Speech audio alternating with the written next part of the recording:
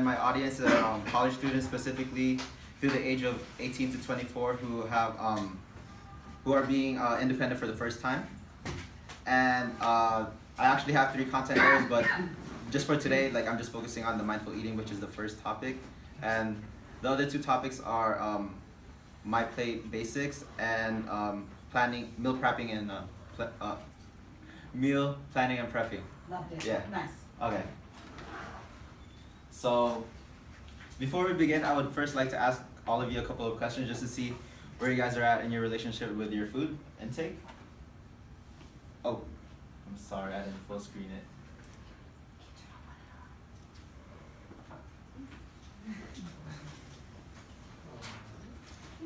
Nice. Okay, if you've experienced one or both of these things, I would like you guys to raise your hand up. So have you experienced undesirable weight gain at some point in your life, or have you struggled to balance eating healthy foods, which I would define as foods that you know you should be eating because it's good for you, with your desired foods, which are foods that you like to eat because either they taste good or they provide an emotional stability of some sort. Okay, that's quite a few of you, and you know what, that's perfectly normal, and I actually experienced that myself, and that's the reason why I went into nutrition. And if you think about it, with food being an integral part of our daily lives, why is it not talked upon, emphasized upon in our educational system as much as it should, such as like mathematics and English? But thankfully today I will be going over a basic concept, which is mindful eating, and that's a good introductory for you to be more in touch with your nutrition habits. So what are we learning today?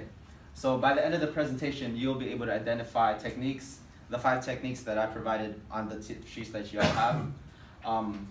And then from there, you'll be able to incorporate these practices with your desired foods along with your nutrient-dense foods to promote guilt-free eating. Because I believe that eating should be an enjoyable aspect of our days, not something that we resent or we avoid or we stress about because we don't know exactly how to approach it.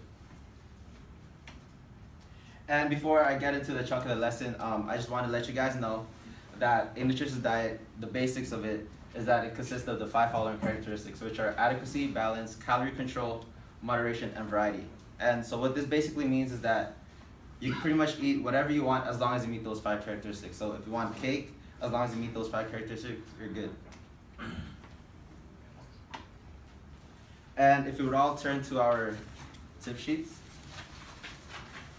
So what is mindful eating? Well, basically, what it does is, it's in the word mindful. You increase the awareness when you're consuming a meal or snack. You're more aware of why you're eating, and are you actually full to the point where, are you eating to the point where you're full or past full? Basically, you're just heightening your senses when you're engaging in eating. And if you take a look, the 5 principles are reducing eating rate, assessing hunger and satiety cues, reducing portion size, reducing distractions while eating, and savoring foods. And for these, as you can see, some of these go hand in hand, as in, for example, if you reduce your eating rate and you reduce distractions while eating, you're more able to savor foods because your senses are more focused into what you're doing. And then from there, you're more able to assess hunger and satiety cues because you're more focused into what you're doing. And now moving on to the activity, if you turn on to the second page, we have a hunger scale that shows, that ranges from 1 to 10, and it basically ranges from beyond hungry to beyond full. Now, out of the 5 principles, I believe that the second one is the most important because, as I've kind of briefly mentioned, all of them kind of go towards that goal of better assessing your hunger and satiety cues. So if you guys would like to take a moment just to reflect on where you guys are when you actually start to eat, and then when you stop to eat. Actually, I'm sorry, I kind of got lost. So I would like for you guys to take a look at this sheet right here. Just take a quick glance at it and see what the scale means, and then from there try to think about where you are at the scale, as in where you're at when you start to eat, and then where you're at when you stop to eat. And then once you have that down, I would like for you guys to share with a partner or a small group. And just move on, right? Okay, so now that we've gone over the 5 principles, I would like for you guys to do some implementation, or I'm sorry. Oops. Okay. Okay. So now that we've gone through the 5 principles, I would like for you guys to give some thought as to in regards to getting just enough food and controlling your calorie intake. Identify a way in which this can be achieved and how you achieve it. And you could use your tip sheet, the first page, to answer that question. Do I let them answer or no? That's fine, we'll go. Okay, does anyone have any thoughts?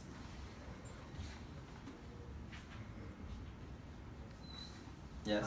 Maybe make sure why I'm eating, like assess the hungry, am I actually hungry or am I bored to eat? Exactly, yes, that's one way. And any other thoughts?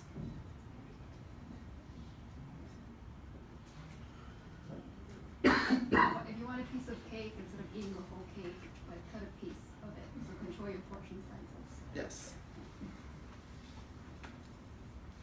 Okay, now is the time for question and answers if you guys have any questions. But since you guys don't have any questions, I'll answer a question that I get very often. So is it possible to beat bad nutrition practices with exercise? Well, the answer to that is no, because